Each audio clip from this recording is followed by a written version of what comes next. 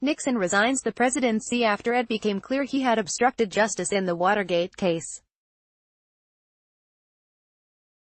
Photo, Dirck Halstead, Getty Images. As we await the release of the Mueller report, an open question is whether evidence that the president's actions rose to the level of obstruction of justice, the most likely impeachable offense in Mueller cites, according to most accounts of the investigation's focus, will have any major impact on Donald Trump's so far impressive Republican support in fighting what he calls a witch hunt.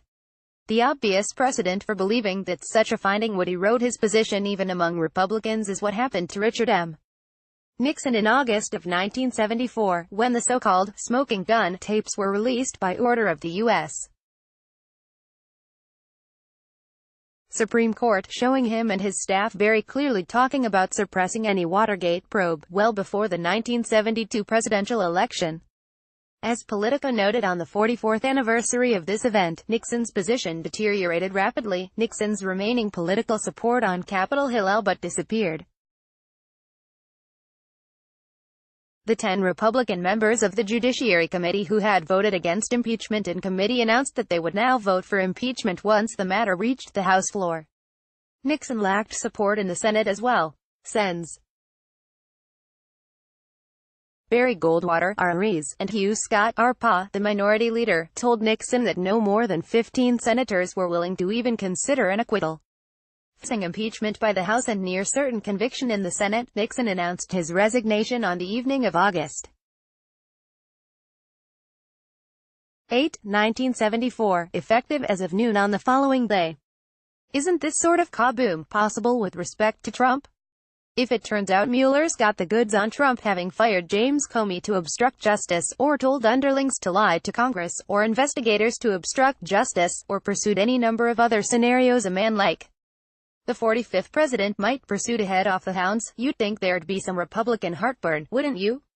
Yes, there could be some leakage of Republican support, or more likely louder squawking from the handful of Republicans who have resisted surrendering to the president's blandishments and threats. But there are 5 reasons a broader Republican backlash like the one that helped push Nixon out of office won't happen if Mueller's suggestions of law-breaking are limited to obstruction of justice. 1. Trump and his defenders are arguing there's no underlying crime. Nobody could say that with respect to Watergate. The endlessly repeated Nixon defense was that he knew nothing about the third-rate burglary of Watergate until long after the event. The smoking gun tapes showed Nixon and his chief of staff talking about how to hush it all up a month after it occurred. Even if third-rate burglary is a felony. As Matthew Walther notes, that makes a difference. Absent any evidence of actual collusion between Trump and the Kremlin, it is difficult to imagine rank-and-file Republicans, to say nothing of the party's leadership, thinking there is anything wrong with obstructing a long-winded investigation of non-crimes. This is the heart of the witch hunt argument, and it takes Republicans into the same territory successfully defended by Democrats when Bill Clinton was impeached in 1998. When obstruction of justice was one of the articles of impeachment, Clinton was refusing to cooperate with an investigation of matters that shouldn't have been investigated in the first place. That is exactly what we are hearing from most Republicans now with respect to the Mueller investigation, and before that, the FBI's investigation of alleged collusion with Russia. It's an illegitimate investigation, so who cares if the president tried to stop or curtail it? There is a parallel argument made by some Republicans that presidents cannot commit obstruction of justice if the alleged misconduct is nonetheless within the scope of executive powers that are constitutionally sanctioned. No one in Nixon's days had yet thought of that extension of the imperial presidency he otherwise exemplified. 2. Nixon was a lame duck president, Trump's definitely not. When the buzzards began circling Richard Nixon's presidency, he was well into his second term, and faced a Democratic-controlled Congress that was not about to let him off the hook for any Watergate-related revelations. By the time definitive evidence of obstruction of justice emerged, the House was already considering articles of impeachment, and Democrats held 56 Senate seats. Trump is already running for re-election in what bids fair to become a savagely polarized 2020 campaign, and his party controls the Senate and thus can make, and almost certainly already has made, his removal from office via the impeachment process all but impossible. To the extent that Trump's entire presidency is the product of some of the most intense partisanship in living memory, and his entire personality is based on his identity as a winner, the odds of him ever resigning in the face of attacks from Democrats seem very low. And Republicans know that. 3. Trump is a lot more popular among today's Republicans than Nixon was among yesterday's. People remember that Richard Nixon was re-elected in 1972 by a huge landslide, but was forced to resign less than 2 years later. But it's less clearly remembered that in between the two events his popularity steadily dropped, among Republicans as well as Democrats and independents. According to Gallup, Nixon's job approval ratings among Republicans fell from 91% in February of 1973 to 54% by October of that year. There were multiple reasons for that plunge, including, yes, Watergate publicity, punctuated by the Saturday Night Massacre in which Nixon fired his Attorney General, his Deputy Attorney General, and the Watergate Special Prosecutor, plus the resignation of his Vice President, Spiro Agnew, after being caught accepting bribes, growing public hostility to delays in ending the Vietnam War, and the beginning of a recession that interrupted a long period of economic growth. By the time Nixon was forced to resign, his approval rating overall was a terrible 24%, and just 50% among Republicans.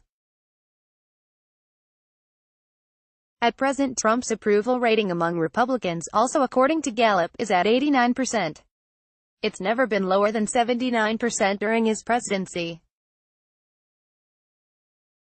As long as he's this popular among his party's rank and file, he's got a decent shot at re-election, and more to the point, few in the ranks of GOP elected officials are going to cross him. 4. The Republican Party is more monochromatic ideologically than it was during Watergate. Many conservative Republicans defended Nixon long after the public had soured on him. That gave him some Republican support, but in those days of a strong moderate and even liberal wing of the GOP, it wasn't enough to save him, as I noted in an earlier piece on the relative durability of Trump's support. While we tend to look back at Watergate and perceive a gradual national consensus over Nixon's criminality, it came slowly to conservative Republicans, right up to and sometimes beyond the release of the "smoking gun" tape that proved Nixon's complicity in the Watergate cover-up, which he had repeatedly denied. In the end, only a minority of Republicans, mostly moderate to liberal Republicans, on the House Judiciary Committee voted for articles of impeachment, and soon the GOP was embroiled in a presidential nominating contest between the man, Reagan, who defended Nixon to the last ditch, and the man, Ford, who pardoned him. It's generally forgotten that in 1974 the U.S. Senate included a wide variety of moderate to liberal Republicans such as Lowell Weicker, Charles Percy, James Pearson, Charles Mathias, and many others.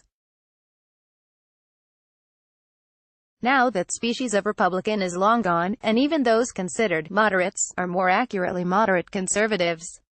That means any Republican president of the United States is going to have more monolithic support from GOP elected officials, particularly when said president is especially popular among rank-and-file conservatives. Anyone who watched the performance of Republicans on the House Oversight Committee during the testimony of former Trump attorney Michael Cohen, with the sole exception of libertarian heretic Justin Amash, recognized a savagely pro-Trump posture that did not comport with any interest in the underlying facts. These lawmakers are reminiscent of no one in the Watergate saga more than Representative Earl Landrieu of Indiana, who famously said soon before Nixon resigned, "Don't confuse me with facts, my mind is made up, I'll stick with my president even if he and I have to be taken out of this building and shot." 5. Trump's whole approach to politics incentivizes partisan combat, not fact-based investigations. Whether or not Donald Trump is a symptom of partisan and ideological polarization on the right, or its cause, he's almost certainly both. We have long passed the point at which Republicans are particularly concerned about whether his words are truthful or his behavior is lawful. If we've all become somewhat desensitized to presidential lying, it's particularly true of fellow partisans whose daily bread is Fox and Friends, and who glory in how crazy his lies drive journalists and Democrats. Those who can remain calm when their president makes up a myth of millions of illegal votes for his opponent in 2016 because he can't accept the fact that he lost the popular vote, and routinely threatens his enemies with extra-constitutional vengeance, are not suddenly going to dump him just because Robert Mueller concludes he probably had malign motives for firing James Comey. It would seem crazy to the party base to treat as intolerable the sort of obstruction of justice charges we are likely to hear, when Republicans have already tolerated, indeed, celebrated, so much else. Now, of course, it's always possible that Mueller or someone else will produce tangible evidence that goes beyond obstruction of justice to actual collusion with Russia or unmistakably corrupt abuse of power. Then, perhaps, we'd find out that Trump exaggerated in his chilling boast that he could stand in the middle of Fifth Avenue and shoot somebody, and not lose voters. But anyone who counts on Republicans to take him down, or roll over as many of them did with Nixon, hasn't really been paying attention. Daily news about the politics, business, and technology shaping our world. By submitting your email, you agree to our terms and privacy notice and to receive email correspondence from us.